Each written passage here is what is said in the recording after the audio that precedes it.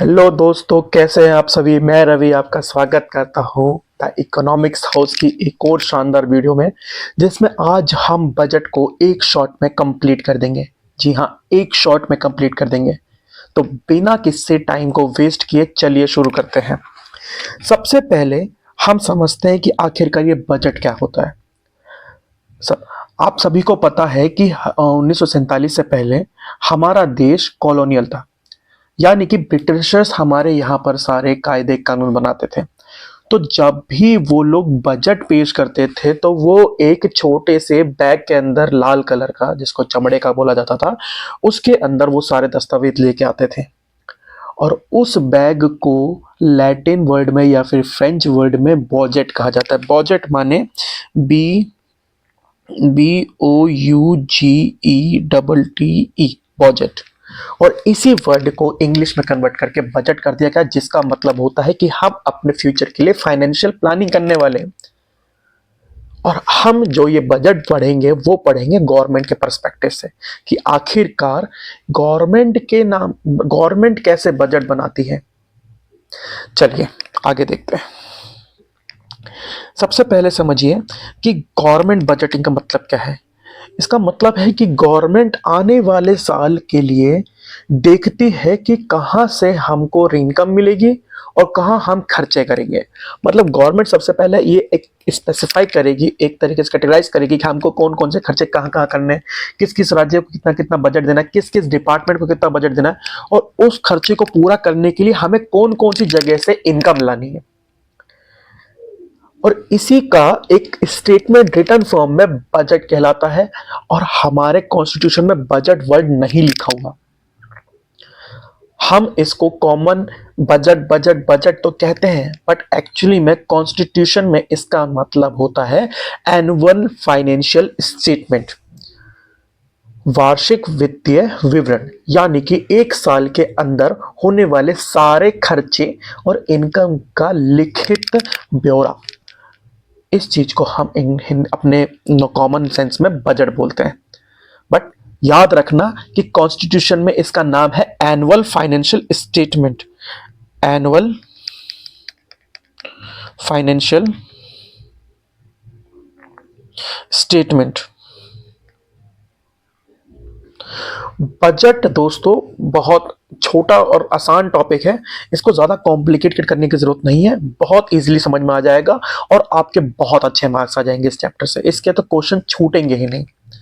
Definition को समझने के बाद a financial statement of the government estimated revenue. Financial statement है किस चीज की? Financial statement. फाइनेंशियल मतलब इनकम और एक्सपेंसेस, उसकी एक एस्टिमेटेड मतलब कि एक अनुमानित स्टेटमेंट होती है। क्योंकि फ्यूचर तो दोस्तों अनसर्टेन है, हम पहले से प्रिडिक्ट करके चल रहे हैं कि ये खर्चे होंगे, यहाँ ऐसा इनकम आ जाएगी और इसको हम लिख लेते हैं और हमारे खर्चे पूरे जाएंगे, इसलिए इसको नाम दिया एस्टिमेटेड। तो estimated revenue and expenditure for specific financial year. Specific बोले तो क्योंकि हमको पता है कि हमारा फ्यूचर में अलग अलग साल का अलग अलग बजट बनेगा। जैसे अभी 2025 चल रहा है तो 2025 का दोस्तों बजट अलग बना है। अभी कुछ समय बाद 2026 आ जाएगा फैब में, और फैब में बजट अलग से बनेगा। बजट हर साल फैब में इंट्रोड्यूस होता है, लेकिन लागू हमेशा फाइनेंशियल ईयर की पहली तारीख यानी कि 1 अप्रैल से चालू होता है। फाइनेंशियल ईयर दोस्तों 1 अप्रैल से लेकर 31 मार्च तक रहता है। और हर साल जो बजट लागू होता है, इंप्लीमेंट होता है, वो होता है 1 अप्रैल को। बट इंट्रोड्यूस कब होता है? वो फरवरी मंथ में, 15 फैब को या फिर 1 फैब को ये इंट्रोड्यूस होता है, ताकि इस पर थोड़ा सा आराम से बातचीत हो जाए, बजट इंट्रोड्यूस हो जाए, लोगों को पता चल जाए। और इसको जो इंट्रोड्यूस करता है दोस्तों वो होता है हमारे देश का फाइनेंस मिनिस्टर, जो कि अभी इस समय है निर्मला सीतारमण। चलिए आगे बढ़ते हैं। समझते हैं बजट को बनाने के ऑब्जेक्टिव क्या होते हैं, हम क्यों बजट बना रहे हैं, आखिर हमारा पर्पस क्या है, क्या रीजन क्या है बजट बनाने का। सबसे पहला जो मेन रीजन है दोस्तों बजट बनाने का, वो है हमारा रीएलोकेशन ऑफ रिसोर्सेज। ऐसा होता है कि हमने कुछ सामान मतलब कुछ चीजें ऐसी जगह लगाई जहां पर उनकी जरूरत थी, लेकिन अब जरूरत पूरी हो चुकी है। अब उनको उठाओ, उनको उठा के वापस वहां पर शिफ्ट करो जहां पर उनकी ज्यादा जरूरत है। अब वहां से उठा के वहां रखेंगे तो इसके लिए एक समय तारीख तो पता होनी चाहिए ना कि कहां से कहां रखना है। ये बजट के अंदर किया जाता है दोस्तों, reallocation of resources. Reducing inequalities in income, ये बहुत इंपॉर्टेंट पॉइंट है। समझिए कैसे, हमारे देश के अंदर अमीर होते हैं और गरीब होते हैं, इनको और इनके बीच में जो डिफरेंस दिख रहा है, ये जो डिफरेंस दिख रहा है, इस डिफरेंस को कम करने के लिए गवर्नमेंट बजट के अंदर टैक्स लगाती है लोगों के ऊपर, अमीर लोगों पर टैक्स लगाएगी और इन गरीबों को सब्सिडीज देगी। जब इन अमीर लोगों पर टैक्स लगाएंगे तो ये नीचे आएंगे, और जब इन गरीबों पे मतलब सब्सिडीज दी जाएगी तो ये थोड़ा सा ऊपर आएंगे। और गवर्नमेंट ये अज्यूम करके चलती है कि इस सिस्टम से हम क्या करेंगे, अमीर और गरीब का फर्क खत्म करेंगे, जो कि होना चाहिए लेकिन होता नहीं है। इकोनॉमिक स्टेबिलिटी, इकोनॉमिक स्टेबिलिटी मतलब कि देखा जाता है कि कई बार इकोनॉमी के अंदर इन्फ्लेशन और डिफ्लेशन दो चीजें बहुत ज्यादा कॉमन होती हैं, क्योंकि इकोनॉमी कभी स्टेबल नहीं होती, लेकिन इसको स्टेबल करने की जिम्मेदारी गवर्नमेंट की है।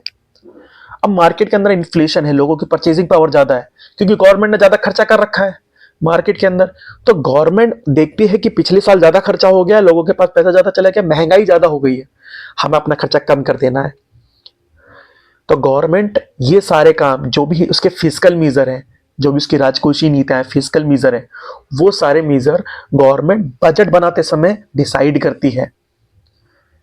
अब जैसे इकोनॉमी के अंदर इन्फ्लेशन चल रहा है तो लोगों के पास पैसा ज्यादा है, तो गवर्नमेंट सपोज किया जाता है कि आप अपने खर्चे कम कर दो, टैक्स बढ़ा दो, सब्सिडीज बढ़ा दो। और इसी का उल्टा जब डिफ्लेशन है तो आप खर्चे ज्यादा करो, टैक्स कम करो, सब्सिडी ज्यादा दो। इसके बाद जो दोस्तों फीचर आता, ऑब्जेक्टिव आता है, वो है हमारा growth of the economy. Government का मेन गोल जो है, अगर प्राइमरी ऑब्जेक्टिव की बात करी जाएगी तो प्राइमरी ऑब्जेक्टिव में economic stability, government growth of the economy, ये ऊपर आएंगे।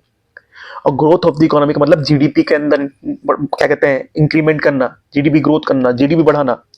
दोस्तों किसी तरीके से हमारे देश की जीडीपी ऊपर जाए, जीडीपी ग्रोथ का मतलब ये समझा जाता है कि देश के अंदर तरक्की हो रही है, देश की इनकम बढ़ रही है, देश के लोग अच्छे से रह रहे हैं, हम कंपटीशन में दूसरे कंट्रीज के मुकाबले अच्छा परफॉर्मेंस कर रहे हैं।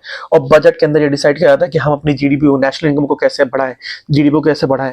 अब इसके बाद जो हमारा दूसरा इंपॉर्टेंट पॉइंट आता है वो होता है एम्प्लॉयमेंट अपॉर्चुनिटीज।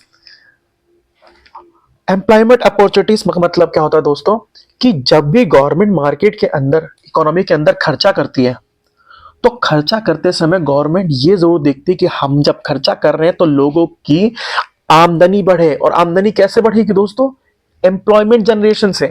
गवर्नमेंट ने कोई बिल्ड, मतलब मान लीजिए कोई पुल बनाने के लिए सोचा, तो जब गवर्नमेंट ने पुल बनाने के लिए सोचा तो इसके अंदर एक मेन ऑब्जेक्टिव ये भी होगा कि लोगों को रोजगार दिया जाएगा।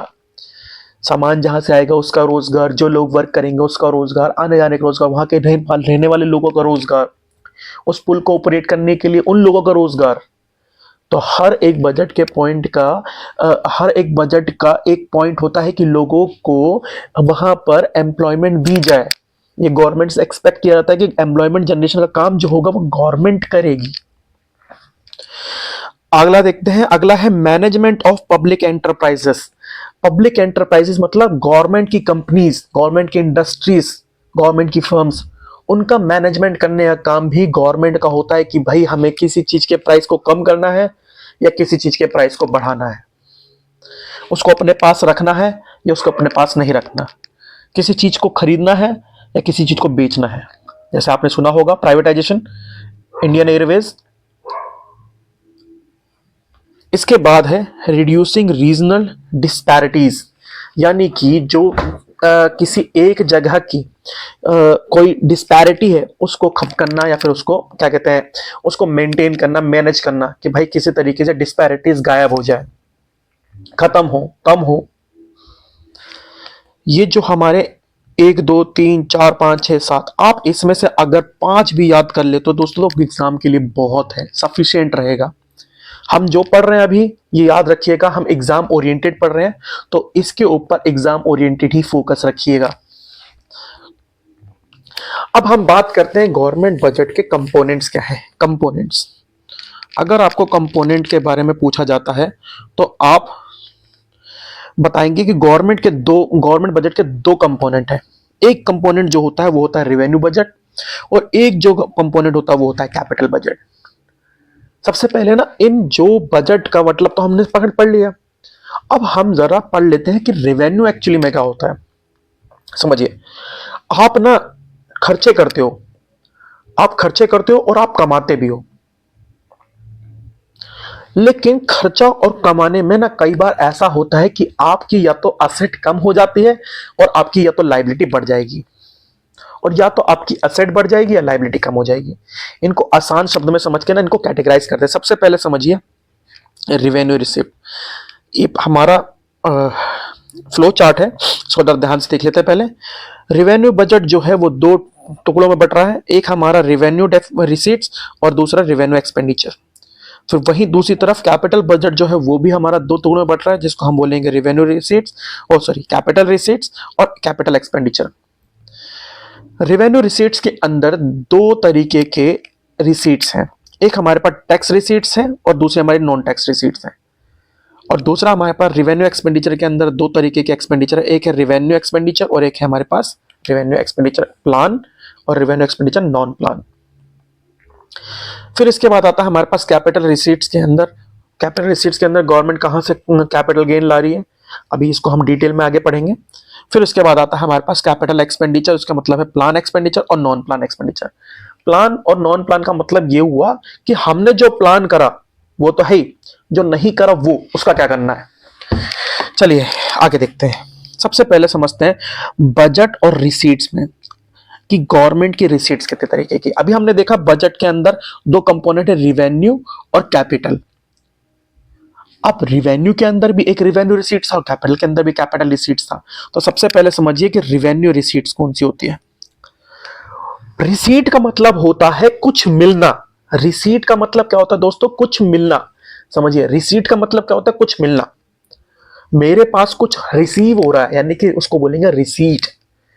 अब रिवेन्यू का मतलब क्या है यहां पर, इससे बहुत क्लियर हो जाएगा। रिवेन्यू का मतलब है जब आपने कोई इनकम कमाई, मान लीजिए जैसे मैं किसी के यहां पर जॉब करता हूं, मान लो टाटा में जॉब करता हूं, तो टाटा में जब जॉब करता हूं तो मैं उनको अपनी सर्विस प्रोवाइड कर रहा हूं और सर्विस प्रोवाइड करने के बदले मुझे क्या मिलेंगे, मुझे मेरी सैलरी मिलेगी।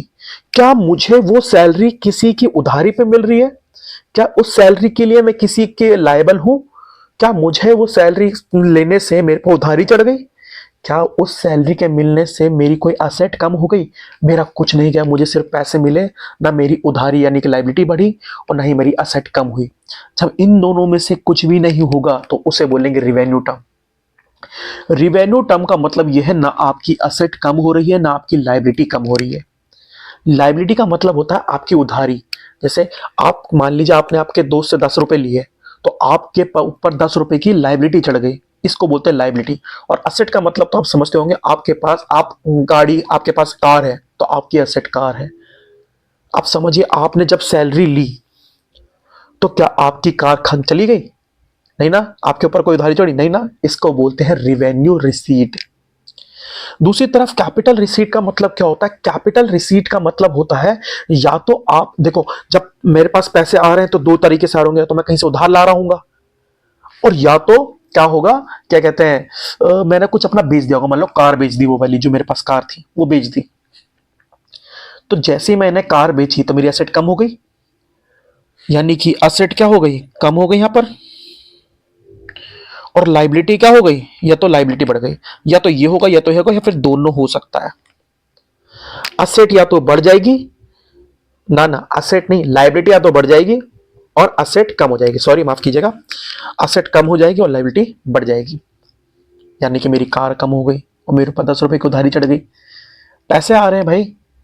अब अगर इन दोनों में से कुछ नहीं हो रहा तो समझ लेना वो कौन सी रिसीट है, रिवेन्यू रिसीट है। तो याद रखिएगा।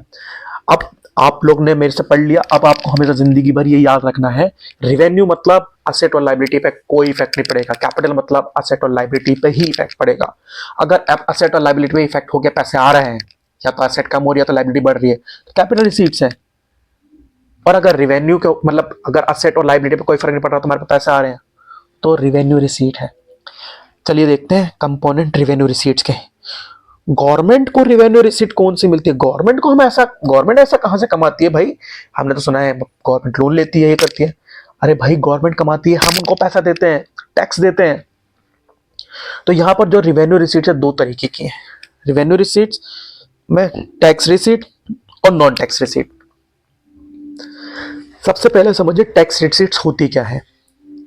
टैक्स रिसीट्स का मतलब ऐसे रिसीट्स हैं जिसको गवर्नमेंट लेती है आप लोगों से, आपकी जिम्मेदारी है टैक्स देना। और ये टैक्स रिसीट दो तरीके की होती हैं, एक होती है डायरेक्ट टैक्स और एक होती है इनडायरेक्ट टैक्स। समझिए डायरेक्ट टैक्स का मतलब क्या होता है। मैंने आपके ऊपर कोई जिम्मेदारी डाली, आप उसको किसी और पे ट्रांसफर नहीं कर सकते। जैसे घर पे होता है ना, मैं बड़ा भाई छोटी बहन से बोलता है कि भाई पानी ला के दे दे, फिर वो अपनी छोटी बहन से बोलती है ओ भैया को पानी दे दे। मतलब अपनी जो जिम्मेदारी है सामने वाले पे टाल दी। ऐसा नहीं होगा, अगर मैंने तुमसे बोला तो तुम ही करोगे। यानी कि ऐसा टैक्स जो जिस पे लगता है वही बियर करेगा। आपके ऊपर लगा, आप ही दोगे, आप किसी और से नहीं वसूलवा सकते। आप ये नहीं बोल सकते आप किसी और से उसको लेके आप किसी और पे ट्रांसफर नहीं कर सकते हो। इसे बोलते हैं डायरेक्ट टैक्स। इसके एग्जाम्पल है बहुत सिंपल, इनकम टैक्स। जैसे आपकी इनकम का स्लैब है 7.5 लाख या 10 लाख हो गया तो आपके ऊपर टैक्स लग जाएगा। कॉर्पोरेट टैक्स, आप अगर कंपनी चलाते हो तो आपके ऊपर एक पक्का टैक्स लगना है 30 से 35 और 40% तक का। वेल्थ टैक्स, आपकी संपत्ति के ऊपर जो कर लगता है, टैक्स लगता है, उसको बोलते हैं wealth tax. State duty tax, state duty मतलब जब भी कोई स्टेट यानी कि डिस्ट्रिक्ट में वो प्रॉपर्टी के ऊपर काम होता है तो उसके ऊपर जो टैक्स लगता है उसको बोलते हैं स्टेट ड्यूटी टैक्स। इसके बाद आते हैं हम इनडायरेक्ट टैक्स के ऊपर। इनडायरेक्ट टैक्स वो टैक्स है जो जिस पे लगता है वो नहीं देता, कोई और ही देता है। समझिए गवर्नमेंट जो टैक्स लगाती है वो लगाती है दुकानदार पे। आप डोमिनोज गए, आपने पिज्जा लिया, अब जो टैक्स लगाया था गवर्नमेंट ने वो लगाया था डोमिनोज में। और वो डोमिनोज लेता किससे, आपसे लेता है, आपके ऊपर टैक्स लगा देता है भाई 2.5% CGST, 2.5% SGST, 5% का टैक्स। आप ये समझिए कि इस टैक्स को हम एक से दूसरे पे ट्रांसफर कर सकते हैं, यानी कि इसका बर्डन एक से दूसरे पे शिफ्ट हो जाता है और इसको हम बोलते हैं इनडायरेक्ट टैक्स। इसका बहुत फेमस एग्जांपल है जीएसटी, जीएसटी, जीएसटी। लेकिन जीएसटी से पहले बहुत सारे ऐसे टैक्स थे, जैसे सेल्स टैक्स हो गया, कस्टम ड्यूटी टैक्स हो गया, एक्साइज ड्यूटी टैक्स हो गया, सर्विस टैक्स हो गया, एंटरटेनमेंट टैक्स हो गया। सेल्स टैक्स वो टैक्स होता है जो सामान के बेचने पे लगता है। कस्टम ड्यूटी वो होता है जो कस्टम यानी कि वो जो एयरपोर्ट वगैरह पे लगता है उसको बोलते हैं। एक्साइज ड्यूटी जब सामान चेक वगैरह होता है, एक्साइज ड्यूटी यानी कि उस पर लगता है। सर्विस टैक्स का मतलब आपने कोई सर्विस ली किसी से, गुड्स नहीं लिया, सर्विस ली, जैसे डॉक्टर की सर्विस ले ली तो उसके ऊपर जो टैक्स लग गया। एंटरटेनमेंट टैक्स, आप जैसे कोई मूवी वगैरह देखने जा रहे हो तो उसके ऊपर जो टैक्स लगता है उसको बोलते हैं। तो ये सारे जो थे हमारे टैक्स रिवेन्यू यानी कि रिवेन्यू रिसीट्स के अंदर टैक्स रिवेन्यू, दो तरीके के टैक्स, डायरेक्ट और इनडायरेक्ट के एग्जांपल्स थे। अब हम बात करते हैं कि टैक्स के अलावा भी कुछ होता है क्या। हाँ होता है, उसको बोलते हैं हम नॉन टैक्स रिवेन्यू। और इसके कंपोनेंट्स क्या है, इसके कंपोनेंट्स हैं interest receipts, profit and dividend, fees and fine, external grants and special assessment. और एक और होता है जिसको हम बोलते हैं एस चिट।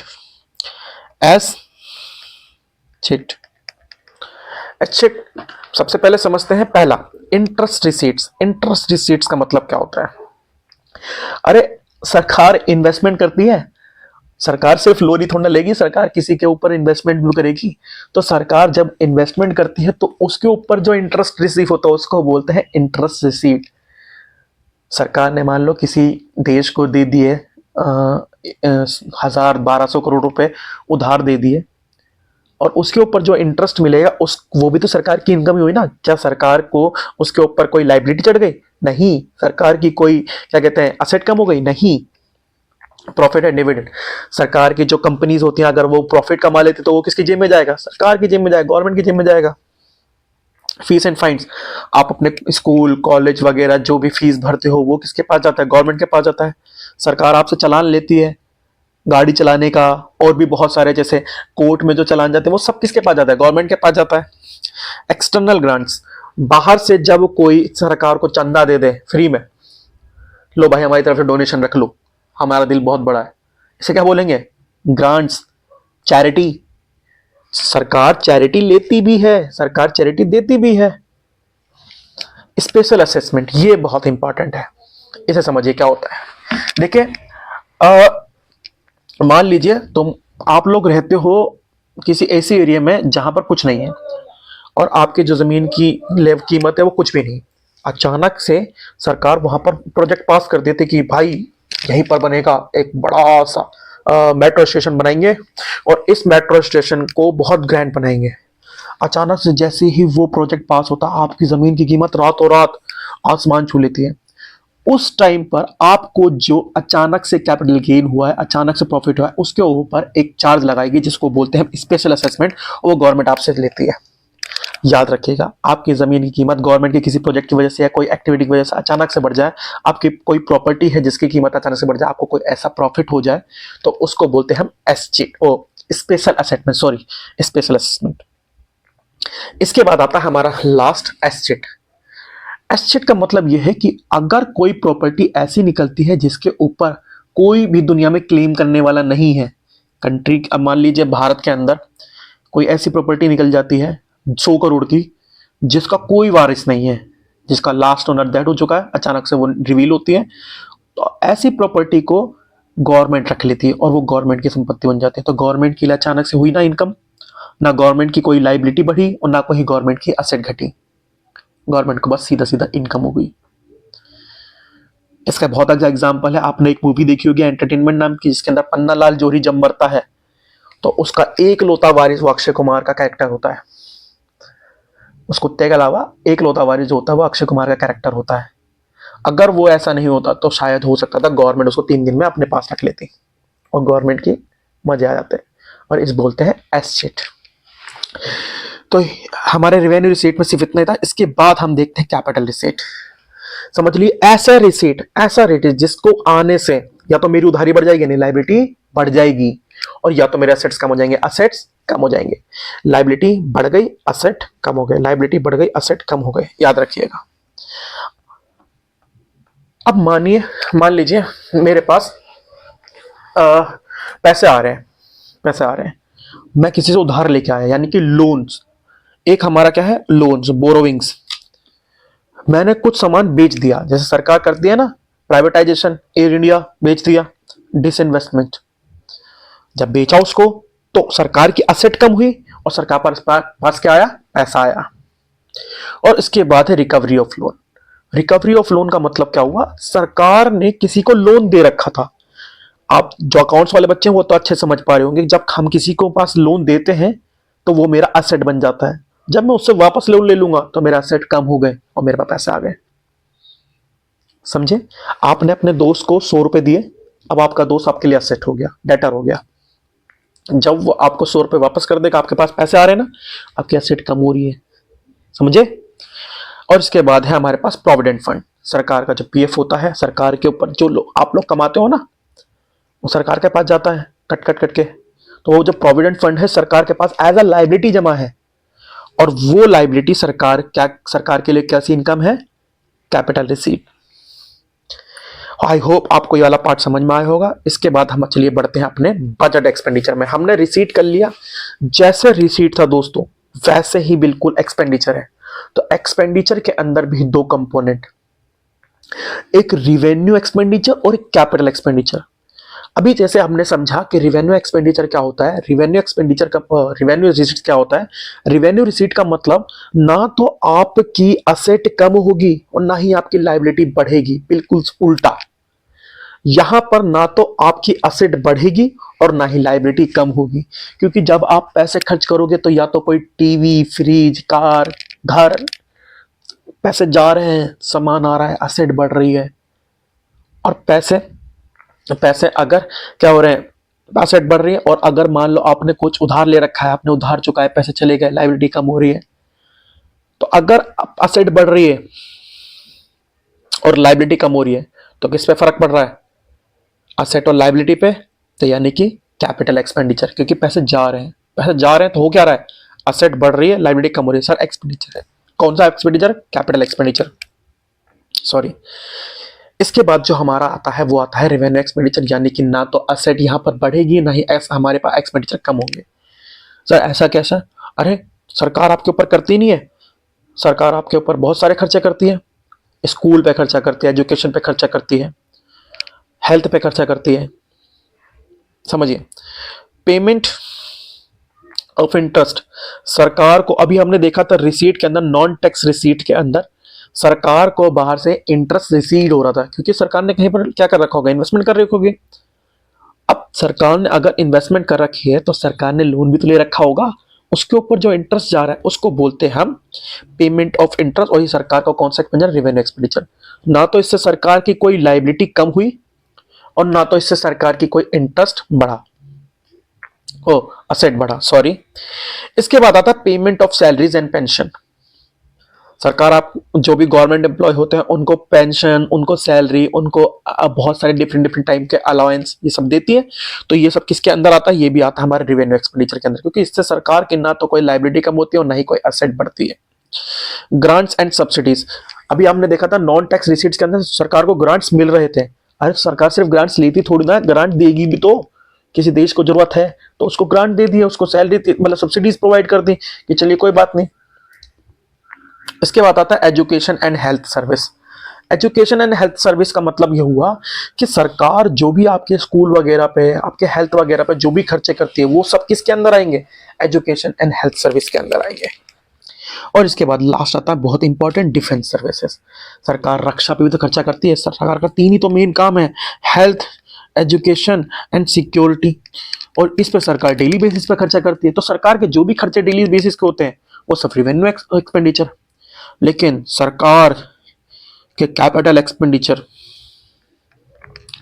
यानी कि ऐसे खर्चे जिससे या तो सरकार की असेट बढ़ेगी और या तो लायबिलिटी कम होगी।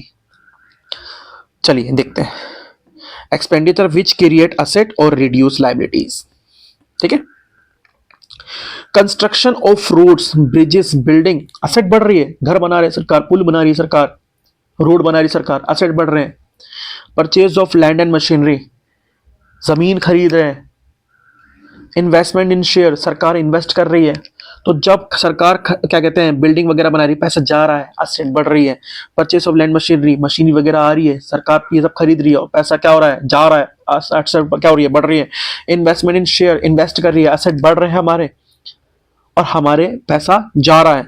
Loan to state of foreign government, किसी विदेशी देश को क्या दे दिया, लोन दे दिया। जैसे नेपाल को अगर जरूरत है तो हमने लोन प्रोवाइड कर दिया उनको। और रिपेमेंट ऑफ लोन, अगर लोन ले रखा है तो उसको वापस कर रहे हैं। जब वापस कर दिया, जब लोन ले रखा था तो हमारे पास लायबिलिटी चढ़ी हुई थी, वापस कर दिया, लायबिलिटी कम हो गई। ठीक है, तो हमारा जो एक्सपेंडिचर वाला पार्ट था वो हमारे रिसीट वाले पार्ट से थोड़ा इजी था। चलिए आगे बढ़ते हैं। अब देखते हैं टाइप ऑफ गवर्नमेंट बजट। हमारे पास 2 तरीके के बजट है। एक तो हमारे पास बैलेंस बजट हो गया और एक हो गया अनबैलेंस। समझिए बैलेंस और अनबैलेंस का मतलब क्या है। मैं एक एग्जांपल समझाता हूं। मान लीजिए आप घर से बाजार के लिए निकले और आपने ये अनुमान लगाया कि 500 रुपए लेके चलते हैं, और मतलब आपने पहले से एस्टिमेट कर लिया अपनी इनकम, 500 रुपए लेके चलते हैं और 500 के अंदर सामान आ जाएगा, यानी कि आपने एक्सपेंडिचर भी एस्टिमेट कर लिया। तो ये आपने क्या बनाया, बजट बना लिया। अब मार्केट गए, मार्केट जाने पर आपने देखा कि भाई 500 रुपए के अंदर मैंने सारा सामान खरीद लिया और 50 रुपए बच गए, यानी कि 500 रुपए का क्या था हमारे पास, रिसीट्स थे। क्या थे, रिसीट्स थे। और हमने 450 रुपए में एक्सपेंडिचर कर लिया सारा, तो यहां तो मुझे 50 रुपए बच गए और ये जो 50 रुपए बचे हैं ये हमारा सरप्लस हुआ। तो ऐसा बजट जिसके अंदर हमारे पास रिसीट्स जो है वो ज्यादा हो जाते हैं, एक्सपेंडिचर थे, इसको बोलते हैं हम सरप्लस बजट। सरप्लस बजट यानी कि हमारे पास ज्यादा आ गया। चलिए मैं फिर से समझाता हूं। मान लीजिए 500 रुपए आप लेके गए और 500 का ही सामान खरीद लिया। 500 रुपए आप लेके गए और 500 का ही सामान खरीद लिया। आपका ना सामान कम पड़ा ना कहीं पैसे कम पड़े। तो 500 लेके गए, 500 का सामान खरीद लिया, बचा कितना, 0। तो इसे बोलेंगे बैलेंस बजट, यानी कि जिसके अंदर रिसीट्स जो है वो बराबर हो जाते हैं किसके, एक्सपेंडिचर के। लेकिन मान लीजिए कि ये अनबैलेंस है। मान लीजिए अनबैलेंस यानी कि इसकी 2 कंडीशन होगी। अगर 500 लेके गए और 500 का सामान मिल गया तो ठीक है, लेकिन अगर ऐसा नहीं हुआ तो 2 कंडीशन। ऐसा हो सकता है कि हमारा पैसा कम पड़ गया हो और ऐसा हो सकता है कि हमारा पैसा ज्यादा पड़ गया हो। समझिए, अगर हम 500 रुपये लेके गए, है ना, और हमारे पास एक्सपेंडिचर कम हुआ, यानी कि 450 का जैसा भी एग्जांपल लेता और 50 रुपये बच गए, तो इस कंडीशन में हमारे पास पैसे बच रहे हैं, हमारा फायदा हो गया। तो इसको बोलेंगे हम सरप्लस बजट। इसे क्या बोलेंगे हम? Surplus budget. और ये किसका पार्ट है? अनबैलेंस बजट का। बैलेंस का मतलब जीरो बच रहा है, ना कुछ बच रहा है, ना फिर कोई घाटे में जा रहा है।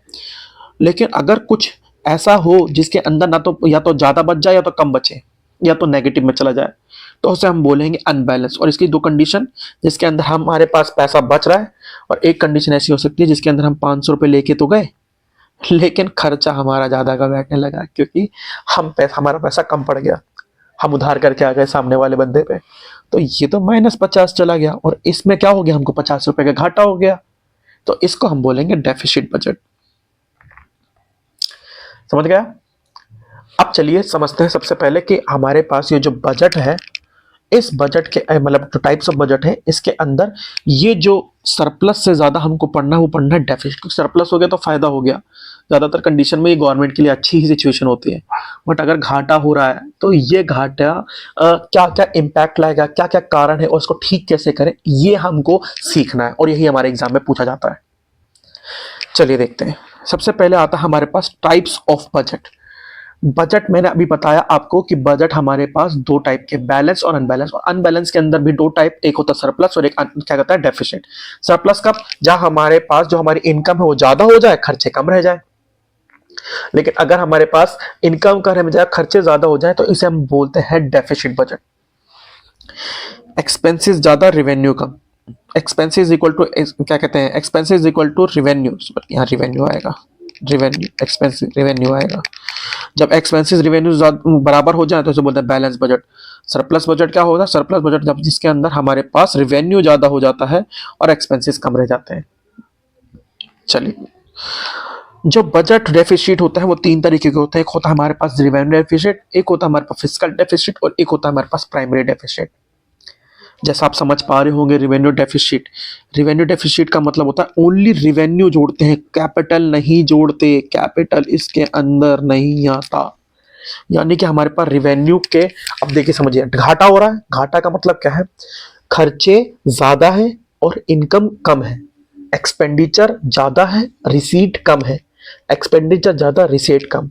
कौन सा कर रहे हैं हम? रेवेन्यू। यानी कि रेवेन्यू एक्सपेंडिचर ज्यादा है और रिवेन्यू रिसीट कम है। यानी कि revenue deficit is equal to हो जाएगा revenue expenditure minus revenue receipt. समझते हैं इस चीज को। मान लीजिए मेरे पास 500 रुपए है खर्च करने को, और उसके अंदर मतलब 500 रुपए खर्च करने हो, और उसके अंदर मेरा जो खर्चा है वो बैठ रहा है 600 रुपए। तो एक्चुअली में मेरा घाटा कितना हुआ? मेरा घाटा हो गया 100 रुपए का। समझ रहे हैं? ये हमारा क्या हो गया? Revenue receipt. और ये क्या हो गया हमारे पास? Revenue expenditure. 100 रुपए का घाटा, यानी कि अब हमारे पास 100 रुपए कम है खर्चा करने को। It is excess of revenue expenditure over revenue receipts. ये लैंग्वेज है जिसको आपको एग्जाम में यूज करनी होती है। Revenue deficit is equal to revenue expenditure less revenue receipt. अब देखते हैं कि इसके कॉजेस क्या होता है, क्या कारण है रेवेन्यू रिसीट हमारे देश में हो जाता है, गवर्नमेंट से रेवेन्यू रिसीट आता है क्या? कॉजेस देखेंगे, कॉजेस के बाद इसके इंप्लीकेशन देखेंगे कि अगर अब चलो हो गया है तो इसके प्रभाव क्या पड़ने वाले हैं। इनएफिशिएंट टैक्सेशन सिस्टम, यानी कि सरकार ने टैक्सिंग सिस्टम के अंदर इनकम को एनालाइज नहीं करा कि हमारे जो खर्चे हैं वो जो इनकम्स हैं वो मीट होगी कि नहीं होगी। टैक्सेशन सिस्टम सही से नहीं मेंटेन किया गया। Dependence on volatile revenue sources. Volatile मतलब ऐसे रेवेन्यू सोर्सेज जो बार बार फ्लक्चुएट हो रहे हैं, और इसकी वजह से जब जरूरत थी तब वो रेवेन्यू नहीं मिली, और जब जरूरत नहीं थी तो वो रेवेन्यू मिली। यानी कि अनस्टेबल हो गया गवर्नमेंट का पूरा अनुमान, इंप्लीकेशन। पॉलिटिकल इंस्टेबिलिटी, एक सरकार बन रही है, सरकार ने कुछ लॉन्च करा, अचानक से सरकार चली गई, खर्चा हो गया। अब नई सरकार आएगी, नई सरकार क्या करेगी? भाई नहीं, ये सब हटाओ, ये सब बेकार है। वो खर्चे का पैसा जो था वो सरकार ने लोन लेके कर रखा था। अब बताओ उस समय वो सारा का सारा पैसा वेस्ट हुआ कि नहीं हुआ? और उस वेस्टेज की वजह से गवर्नमेंट के मतलब कंट्री के अंदर, गवर्नमेंट की उस वेस्टेज की वजह से कंट्री के अंदर रेवेन्यू डेफिसिट आता है। अनप्रोडक्टिव गवर्नमेंट स्पेंडिंग, ऐसे गवर्नमेंट स्पेक्टिंग जिसका कोई भी मतलब नहीं है, कोई भी लेना देना नहीं है किसी चीज से, बस गवर्नमेंट ने कर दिया। जैसे होर्डिंग बनवा दिया, क्या हो रहा है होर्डिंग बनवाने से? गवर्नमेंट खर्चा कर रही है खाली ये बताने के लिए हमने ये काम किया, तो इसे बोलते हैं अनप्रोडक्टिव गवर्नमेंट स्पेंडिंग। और इसके बाद आता है डेमोग्राफिक चेंजेस। डेमोग्राफिक चेंजेस मतलब पहले 500 लोग थे, अब साल की शुरुआत में 500 लोग, और 500 लोगों के हिसाब से बजट बनाया गया भाई। साल के अंत में हुआ 1000 लोग हो गए, अरे डबल हो गए। जब लोग चेंज हो गए, लोगों की संख्या बढ़ गई, जब बजट 500 लोगों के लिए बनाया गया था, तो फिर अचानक से हम 1000 लोगों के लिए कैसे एक्सपेक्ट कर सकते हैं कि बजट सेम रहेगा? इसे ये समझिए, जैसे आप अपने कोई फंक्शन ऑर्गेनाइज कराया, आपने हलवाई को बुलाया और हलवाई से बोला भाई साहब 500 लोग आएंगे, अब उसके हिसाब से खाना बनाओ। हलवाई लोग बहुत चालू होते हैं, वो हमेशा 5 मतलब जितना आप बोलोगे उनसे ज्यादा खाना बनाएंगे, लेकिन फंक्शन में 800 लोग हो गए, 300 का गैप, इसकी वजह से खाना कम पड़ेगा नहीं पड़ेगा, उनका डेफिसिट होगा नहीं होगा। चलिए अब इसके इम्प्लीकेशन देख लेते हैं। इम्प्लीकेशन मतलब क्या, कि अब जब ये रेवेन्यू डेफिसिट हो ही गया है तो इसका प्रभाव क्या पड़ेगा, इसका असर क्या पड़ेगा इकोनॉमिक्स के अंदर। अर्थव्यवस्था में क्या क्या होगा? सबसे पहले रिडक्शन इन असेट, असेट कम होने लग जाएगी। इसको कम करने के लिए सरकार क्या करेगी? असेट बेचेगी। लॉस ऑफ सोशल वेलफेयर, सरकार का जब घाटा ही हो गया तो सरकार अब कहाँ ही से लोगों का वेलफेयर करने के लिए लोगों को स्कूल के अंदर कोई फैसिलिटी प्रोवाइड करेगी? सरकार कोई भी फालतू खर्चे करने से बचेगी कि भाई डेफिसिट ज्यादा हो गया है, इसको कम करना है। Increase in liabilities and decrease in credit वर्थनेस, सरकार इसको कम करने के लिए लाइबिलिटीज लेगी और जिसकी वजह से उनकी ऋण लेने की क्षमता, लोन लेने की जो एबिलिटी है वो कम होगी। लोन लेंगे, क्रेडिट वर्थनेस का मतलब समझिए कि जैसे आपने अपने दोस्त से 100 रुपए ले लिए, 100 रुपए ले लिए, अब आपको अचानक से फिर से जरूरत पड़ी कि भाई 50 रुपए दे दे। अबे अभी तेरे को 100 रुपए दिए तो थे कि बार बार उधारी लेता रहूं? यही होता है क्रेडिट वर्थनेस। आपको एक लिमिट होती है कि आपको इससे ज्यादा उधार नहीं मिल सकता। डिसइन्वेस्टमेंट, सरकार डिसइन्वेस्टमेंट करने लगेगी। और इन्फ्लेशन यानी कि महंगाई बढ़ जाएगी। ऑफ कोर्स लोगों के पास, जब सरकार ने ज्यादा खर्चे कर दिए तो लोगों के पास पैसे आ गए होंगे, और लोग जब पैसे आएंगे तो सरकार क्या कहते हैं, लोग मुंह मांगी कीमत देने को चाहे, जिसकी वजह से इन्फ्लेशन यानी कि प्राइस बढ़ जाएंगे। आप सोच रहे होंगे इसको कम करने के उपाय क्या है? तो बहुत सिंपल है दोस्तों। कम करने के उपाय का मतलब कि हम इसको कैसे वापस से अचीव कर सकते हैं, तो जो जो इसके कारण थे आप उनको ठीक कर दो, यानी कि इसके कारण को ही मिटा दो, तो ये जो कंडीशन है रेवेन्यू डेफिसिट की खत्म हो जाएगी। क्या थे इसके कारण? इनएफिशिएंट टैक्सेशन सिस्टम सुधारो भाई, इन टैक्स लगाओ जहां जहां आपको कैपेबिलिटी है कि हाँ हाँ यहाँ पर बिल्कुल रीजनेबल है, तो वहां वहां आप टैक्स लगाओ। सब्सिडीज जहां जहां रीजनेबल नहीं है, जैसे आप हर चीज का गवर्नमेंट क्या करती है कि फालतू में कई सारी चीजों की सब्सिडीज दे देती है कि चलो हम इसको सब्सिडी देंगे, हम उसको फ्री बीज बांटना, जिसको हम बोलते हैं फ्री बीज। आज ज्यादातर गवर्नमेंट ऐसा इलेक्शन के टाइम पे करती है कि लोगों को फ्री में चीजें बांटने लग जाती है, तो उससे गवर्नमेंट की जो एक्सपेंडिचर है वही बढ़ती है और रेवेन्यू जो है कम हो जाती है। जहां उनको लगाना चाहिए था वहां नहीं लगाया, लेकिन जहां नहीं लगाना चाहिए वहां लगवा दिया। ये जो वोलेटाइल सोर्सेज हैं इनके ऊपर डिपेंडेंसी कम करके स्टेबल सोर्सेज के ऊपर डिपेंडेंसी बढ़ाए गवर्नमेंट, और पॉलिटिकल इंस्टेबिलिटी को कम से कम करने पर हम इस रेवेन्यू डेफिसिट से बच सकते हैं। गवर्नमेंट से ये एक्सपेक्टेड करा जाता है कि भाई वो अपना जो खर्चा है वो प्रोडक्टिव एक्सपेंडिचर करे, प्रोडक्टिव स्पेंडिंग करे। प्रोडक्टिव मतलब ये होर्डिंग वगैरह क्या है, इससे कोई किसी का भला होता है? नहीं होता। ऐसे एक्सपेंडिचर करे जो जो लॉन्ग टर्म बेनिफिट्स दे लोगों को, और डेमोग्राफिक चेंजेस के ऊपर कंट्रोल करे गवर्नमेंट, और प्लान जो है हमारे पास रिजर्व्स वगैरह भी मेंटेन करके चले, ताकि अगर ऐसी कोई सिचुएशन अचानक से आती है तो उसके लिए भी गवर्नमेंट तैयार रहे। रेवेन्यू डेफिसिट के बाद दोस्तों हमारा जो नेक्स्ट टॉपिक है वो है फिस्कल डेफिसिट। जी, फिस्कल डेफिसिट एक्चुअली में होता क्या है कि आप सारे के सारे रिसीप्ट, सारे के सारे का मतलब है, जैसे अभी हमने देखा रेवेन्यू डेफिसिट के अंदर कैपिटल डेफिसिट नहीं आता, बट फिस्कल डेफिसिट के अंदर कैपिटल डेफिसिट और फिस्कल डेफिसिट के अंदर रेवेन्यू रिसीट्स और कैपिटल रिसीट्स दोनों आएगा, रेवेन्यू एक्सपेंडिचर और कैपिटल एक्सपेंडिचर दोनों आएगा दोस्तों। समझिए, it is a difference between total receipts and capital total expenditure excluding borrowings. Excluding borrowings का मतलब क्या हुआ? एक्सक्लूडिंग बोरोविंग्स का मतलब ये हुआ, चलिए पहले एग्जांपल देख लेते हैं, वो फॉर्मूला देख लेते हैं। तो fiscal deficit is equal to हो जाएगा total expenditure minus total receipts, यानी कि फिस्कल डेफिसिट के अंदर हमारा टोटल एक्सपेंडिचर ज्यादा होता है टोटल रिसीट से। टोटल एक्सपेंडिचर का मतलब क्या हुआ? टोटल एक्सपेंडिचर का मतलब हो गया revenue expenditure plus capital expenditure. और टोटल रिसीट्स का मतलब क्या हुआ? Revenue receipts plus capital receipt.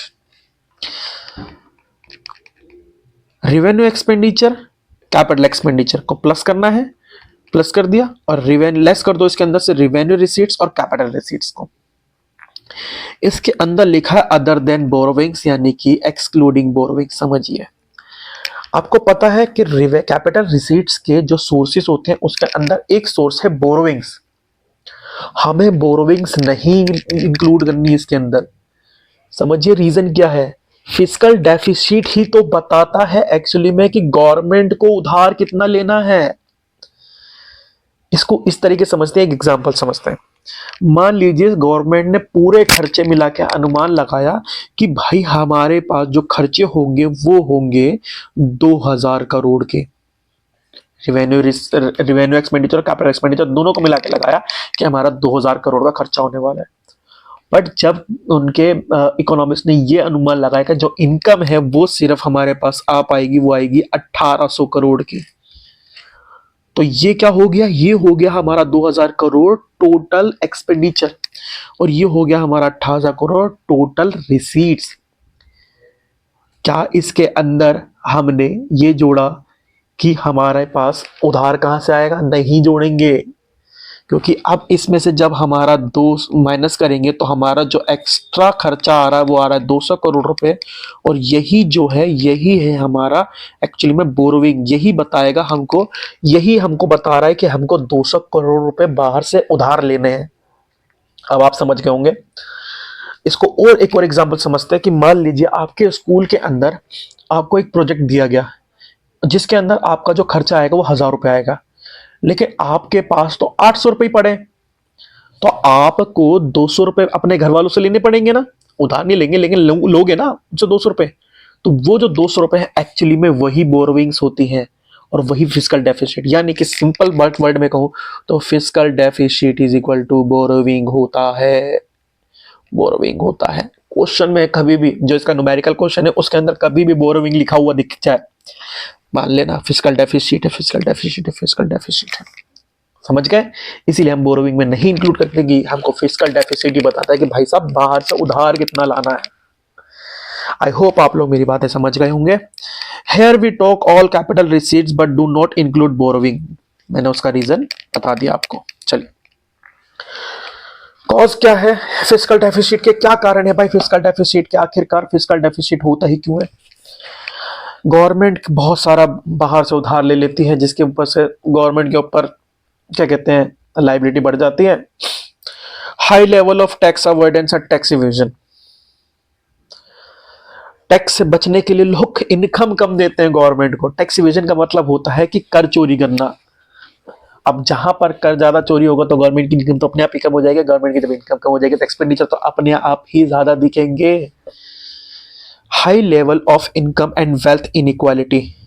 जिस देश के अंदर, जैसे इंडिया बहुत अच्छा एग्जांपल है, लोग अमीर जो है बहुत अमीर और जो गरीब है बहुत गरीब है। हम ही लोग हैं, हम आप हो जिनको इस फ्यूचर में इस अमीर और गरीब के रेखा को कम कर देना है। High level of government subsidy and support. भाई गवर्नमेंट जो फ्री की रेवड़ी यानी कि फ्री बीज बांटती है, इसकी वजह से गवर्नमेंट के फालतू के खर्चे बढ़ते हैं जिसकी वजह से प्रोडक्टिव ग्रोथ नहीं होती है। पूरा परफॉर्मेंस ऑफ पब्लिक सेक्टर अच्छे से परफॉर्म नहीं कर पाते जिसकी वजह से वो भी घाटे में चली जाती है, और वो भी क्या करती है, उसकी वजह से फिस्कल डेफिसिट और बढ़ता है। अनप्लान्ड मेजर एक्सपेंसेस, ऐसे एक्सपेंसेस जो कि अचानक से सडन आ जाते हैं। सरकार साल में शुरुआत जब बजट बना रही थी तब उनको प्लान नहीं करा, बीच में अचानक से कोई ऐसा प्लान आ गया जिसकी वजह से मेजर खर्चा चला गया उसके ऊपर।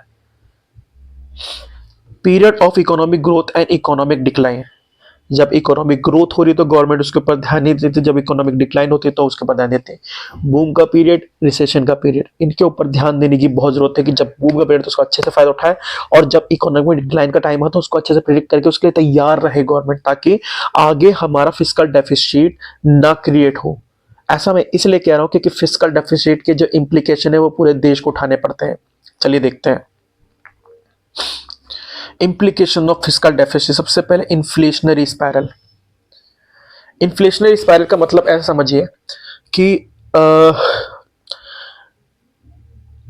आप मार्केट में हो, किसी के अंडर जॉब करते हो, इन्फ्लेशन किसी और कारण से बढ़ा, अब प्राइस बढ़ गए, तो आप क्या कहोगे अपने जाके एम्प्लॉयर से, सर प्लीज मेरी ना सैलरी बढ़ा दीजिए। एम्प्लॉयर कहेगा हाँ भाई क्यों सैलरी क्यों बढ़ानी, सर प्राइस बढ़ गए इसलिए सैलरी बढ़ा दिए। प्राइस बढ़ गए तो सर पूरा नहीं पड़ रहा है, ठीक है बढ़ा दूंगा। एम्प्लॉयर ने उसकी सैलरी बढ़ा दी। अब एम्प्लॉयर की जब एम्प्लॉयर ने उसकी सैलरी बढ़ाई तो क्या कॉस्ट ऑफ प्रोडक्शन बढ़ नहीं जाएगा? मेरा कहने का मतलब है कि फैक्टर्स ऑफ प्रोडक्शन में जो उसका एम्प्लॉय है वो उसका फैक्टर ही तो है किसी चीज का प्रोडक्शन करने का। तो जब उसने अपने प्राइस बढ़ा लिया तो क्या क्या कहते हैं, फैक्टर्स ऑफ प्रोडक्शन बढ़ेगा। तो फैक्टर्स ऑफ प्रोडक्शन बढ़ने से तो एम्प्लॉयर के प्रॉफिट कम हो जाएगा ना। तो जब प्रॉफिट मार्जिन कम होगा उसको पूरा करने के लिए जो एम्प्लॉयर है वो भी उसके प्राइस बढ़ा देगा। और जब प्राइस बढ़ाएगा तब शुरुआत में किसी और कारण से प्राइस बढ़ा था, जहां पर अभी एम्प्लॉयर ने उसके प्राइस बढ़ाने की वजह से प्राइस बढ़ाए, अब उसकी सैलरी बढ़ाने की वजह से प्राइस बढ़ाए, और जब इसके प्राइस बढ़ा दिए तो ये चक्कर तो बार बार बार बार बार बार स्पाइरल की तरह घूमता ही रहेगा ना। वो कहेगा मेरी सैलरी बढ़ा दो, वो प्राइस बढ़ा देगा, वो सैलरी बढ़ा दो, प्राइस बढ़ा देगा, सैलरी बढ़ा दो, प्राइस बढ़ा, चलता ही रहेगा। इसके बाद आता है नेशनल डेट। देश के ऊपर ऋण बढ़ता है, और आप लोगों को पता है जिस तरह आप अगर लोन लेने जाते हो तो आपका सिविल देखा जाता है, इस तरह हमारी भी क्रेडिट वर्थनेस कम होती है। डेट ट्रैप में फंस जाते हैं हम, उधार को चुकाने के लिए उधार ले लेते हैं। मान लो इंडिया ने कल को क्या कहते हैं अमेरिका से लोन लिया, अब अमेरिका प्रेशर बनाने लगे भाई हमारा लोन वापस करो, तो उसको लोन चुकाने के लिए हम जापान से लोन ले रहे हैं, इसे बोलते हैं डेट ट्रैप, क्राउडिंग आउट। ये बहुत इंपॉर्टेंट है और इसको आपको याद रखना है। क्राउडिंग आउट इसका मतलब क्या है? मान लीजिए गवर्नमेंट ने इतना ज्यादा लोन ले लिया बाहर से कि मान लो एक 100 करोड़ की लिमिट है, अब गवर्नमेंट ही 80 करोड़ 90 करोड़ का लोन लेके बैठ गई। तो जब प्राइवेट लोग हैं वो अपना जो काम कर रहे हैं उनको तो लोन लेने को वो नहीं मिलेगा, बोलेगा भाई आपकी कंट्री में 90 करोड़ का लोन चला गया, आप 20 करोड़ का लोन, 30 करोड़ का लोन, 40 करोड़ का लोन क्या करोगे। यानी कि इस सिचुएशन का मतलब है कि गवर्नमेंट इतना एक्सेसिव लोन ले लेती है कि प्राइवेट लोगों को लोन मिलता ही नहीं है। और जब प्राइवेट को लोन नहीं मिलता तो यहाँ पर जो हमारी नई पॉलिसी लागू हुई थी उसका तो कोई फायदा ही नहीं हुआ ना। गवर्नमेंट ही सारा एक स्कीम, मतलब गवर्नमेंट ही सब हमारी क्रेडिट वर्थनेस सब गवर्नमेंट ही खा जाएगी। तो जो प्राइवेट इन्वेस्टर उनको मोटिवेशन कहां से मिलेगी? तो वो किनारे हो जाते हैं, सारा पोर्शन गवर्नमेंट खा जाती है जितना भी लोन का है, और प्राइवेट लोगों के लिए कोई भी इन्वेस्टर्स इन्वेस्टिंग करने के लिए तैयार नहीं होता, और इस सिचुएशन को बोलते हैं crowded out. Hope hope hope आप लोगों को ये वाला पॉइंट समझ में आया होगा, इंपॉर्टेंट पॉइंट है। Erosion of government credibility.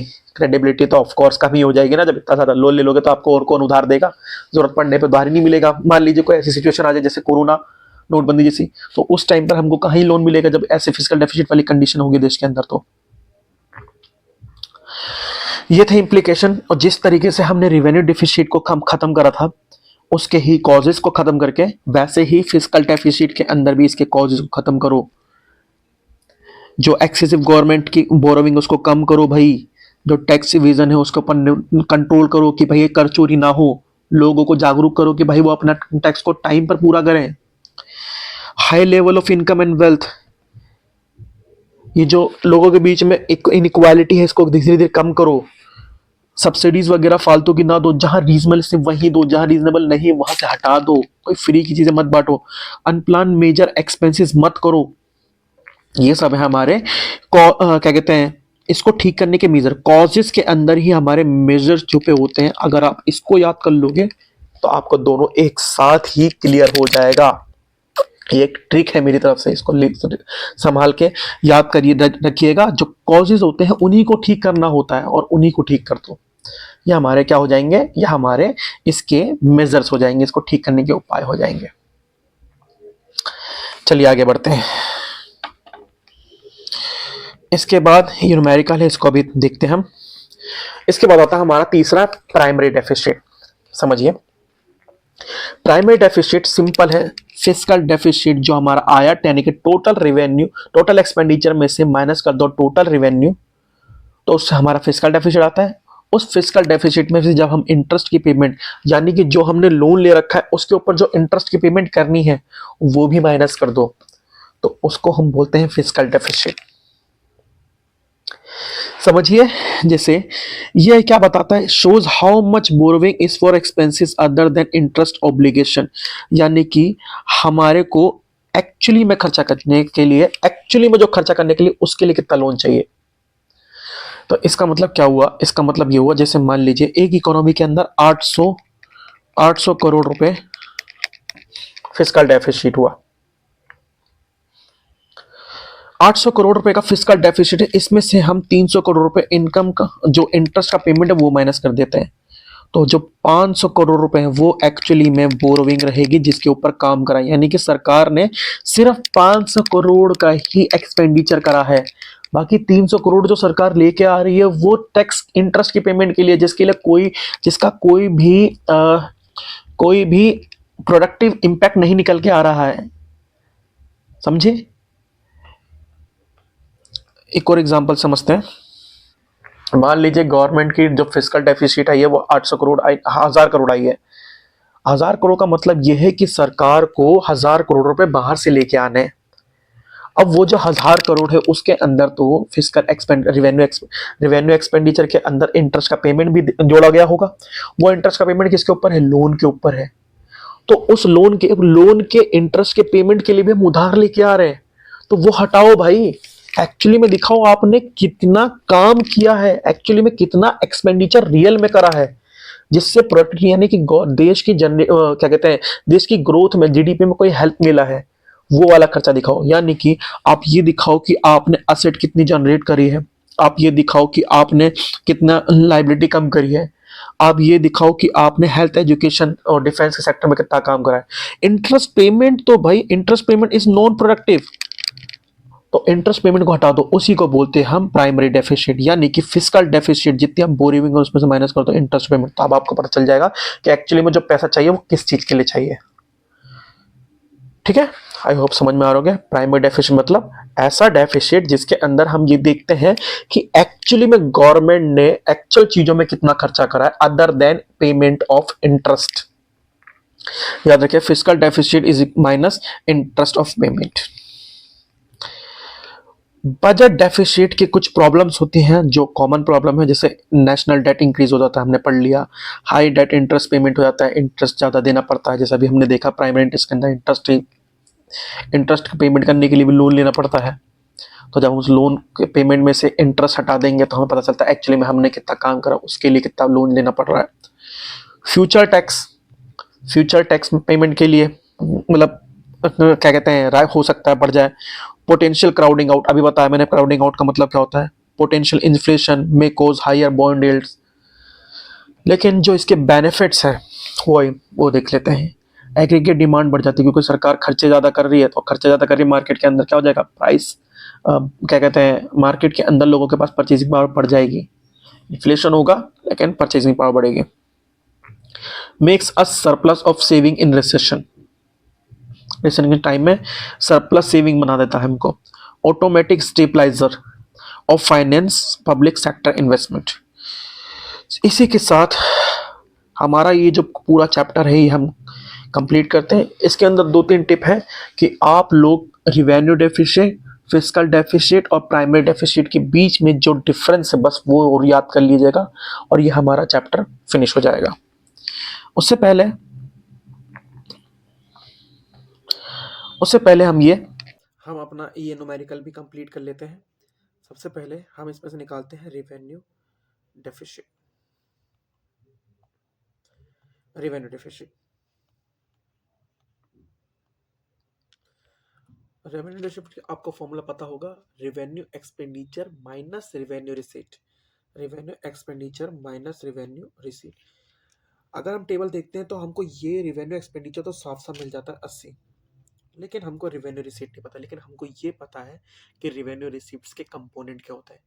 हमने ये पढ़ा था कि रेवेन्यू रिसीव्ड का दो कंपोनेंट होंगे, एक होंगे टैक्स रिसीट्स और एक होंगे नॉन टैक्स रिसीट्स। क्या आपको ये दिख रहे हैं? जी हाँ, tax revenue and non tax revenue.